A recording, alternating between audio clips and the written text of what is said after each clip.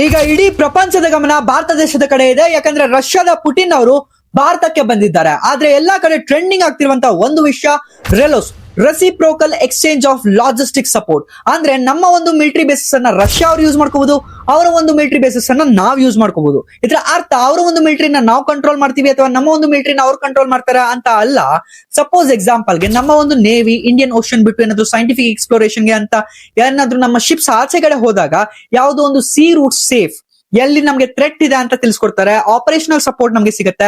ಇನ್ನೊಂದ್ ಕಡೆ logistic support, ನಮ್ಗೆ ಏನಾದ್ರು ಫ್ಯೂಯಲ್ ಆಗೋಗಿದ್ರೆ ರಷ್ಯನ್ ಪೋರ್ಟ್ಸ್ ಅಲ್ಲಿ ನಮ್ಗೆ ಸಿಗುತ್ತೆ, ಫುಡ್ ಸಪ್ಲೈ ಸಿಗುತ್ತೆ, ಬೇರೆ ತರದ ಎಲ್ಲಾ ಒಂದು ಫೆಸಿಲಿಟೀಸ್ ನಮ್ಗೆ ಸಿಗುತ್ತೆ. ಒಂಥರ ನಮ್ಮ ನೇವಿ ಫೋರ್ಸ್ ಏನಿದೆ ಅದು ತುಂಬಾ ಸ್ಟ್ರಾಂಗ್ ಆಗ್ಬಿಡತ್ತೆ ಅಂತ ಹೇಳ್ಬೋದು, ಇಂಡಿಯನ್ ಓಷನ್ ಬಿಟ್ಬಿಟ್ಟು ಕೂಡ. ಅಂದ್ರೆ ಇದನ್ನ ನೋಡಿ ಹುರ್ಕೊಳ್ಳೋರು ಜಾಸ್ತಿ ಜನನೇ ಇದ್ದಾರೆ, ಚೈನಾ ಆಗಿರ್ಬೋದು, US ಆಗಿರ್ಬೋದು. ಇನ್ನೊಂದು ಕಡೆ ರಷ್ಯಾದ ಪುಟಿನ್ ಅವರು ಇಡೀ ಯುರೋಪ್ ನ ಚಾಲೆಂಜ್ ಮಾಡ್ತಿದ್ದಾರೆ, ಅವರು ವಾರ್ಗೆ ರೆಡಿ ಅಂತ. ಇದ್ರ ಬಗ್ಗೆ ಮಾತಾಡ್ಬೇಕಂತ ನೀವ್ ಅನ್ಕೊಂಡ್ರೆ ಕಾಮೆಂಟ್ ಮಾಡಿ ತಿಳಿಸಿ. ನೆಕ್ಸ್ಟ್ ವಿಡಿಯೋ ಅಲ್ಲಿ ಅದ್ರ ಬಗ್ಗೆ ಮಾತಾಡೋಣ. Thank you for watching. Follow ಮಾಡ್ಕೊಳ್ಳಿ.